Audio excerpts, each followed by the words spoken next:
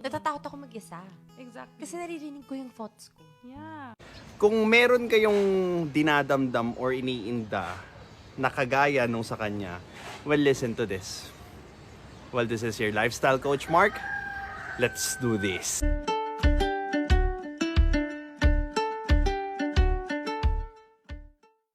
Like, I have a thing with silence that when I hear what I'm feeling or what I'm really thinking or what I'm scared to think, Yeah. I'm an overthinker. I think of a lot of things at once. Yeah. And I try to shut them up by doing so many things. Yes. And did it work? Most probably not. Yes, you will forget na nandyan siya. Kasi nga, pinunta mo sa pinakalikod ng ulo mo. But, habang binabaon mo siya doon sa likod ng ulo mo, hindi siya nawawala. Hindi siya namamatay. Lumalakas siya. Until such that it becomes your subconscious. Marami sa atin yung hindi kino-confront yung mga boses na naririnig nila, lalo na pag mag-isa sila, because they find it too ugly. Hindi nila makita yung mga sarili nila being the kind of person na sinasabi nung naririnig nila pag mag-isa lang sila. Ayaw nilang pakinggan yung version na yun na sarili nila because it is so dark.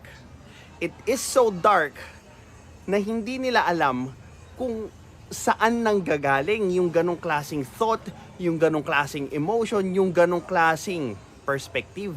Sa sobrang takot nila habang buhay na nila itong tinatangkang ibaon sa hukay. But until such you make the subconscious conscious, it will direct your life and call it fate. Carl Jung. So when I'm alone and I hear all of them, I start to break down. Yes. Start to cry. I start to question everything I'm doing. Yeah.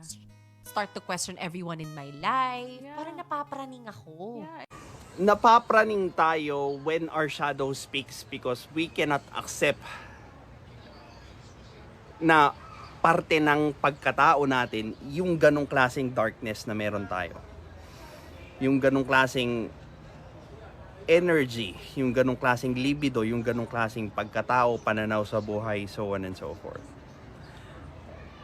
Most of us try to wear a mask in public, in family gatherings, in work. And the worst part sa partner mo, it's because they will not accept the real version of us. So, when yung buong pagkatao natin feels attack, what it will do is it will go back to its shell and try to stay there until the time it feels safe. Now, that rarely comes without any complications or nuances. Yung version natin na nagtago doon sa dilim, doon sa shell, becomes so strong na hindi na natin kinakayang itago ito at humahanap tayo ng ibang outlet para ma-release or ma-express yung ganong klaseng darkness sa katawan natin. Hence, nagkakaroon ng alcoholism, nagkakaroon ng gambling, nagkakaroon ng third party, nagkakaroon ng addiction. All of those to curb the pain that the shadow is bringing to our lives. And usually these are voices that aren't yours because if it was truly your voice, you would hear that na magaling ka. Yes. Not necessarily. This is why people nowadays are so depressed because they cannot accept the fact that they have that kind of dark energy inside them. And they do not know how to integrate that dark energy sa buhay nila. Kaya ang ending, nagsusuot sila ng maskara para itago yung pangit na version na meron sila.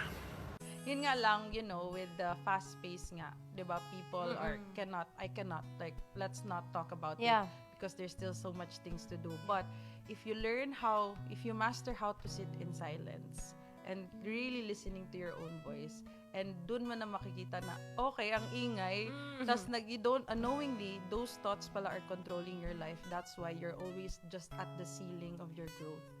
The first thing that you need to do is to first identify without judgment, okay? You identify ano yung emotions behind what you are thinking or feeling. And just naming them alone first makes you comfortable to sit with the idea of it being a part of you. And identifying the emotion makes you have a broader idea kung ano ba talaga yung pinanggagalingan ng problema. And you can now start to create ways or steps on how to integrate it with your life. Well, if you need help, I'm here as your life coach. You could book a free clarity session so that we could check if we could work together towards our goal. Have a good day.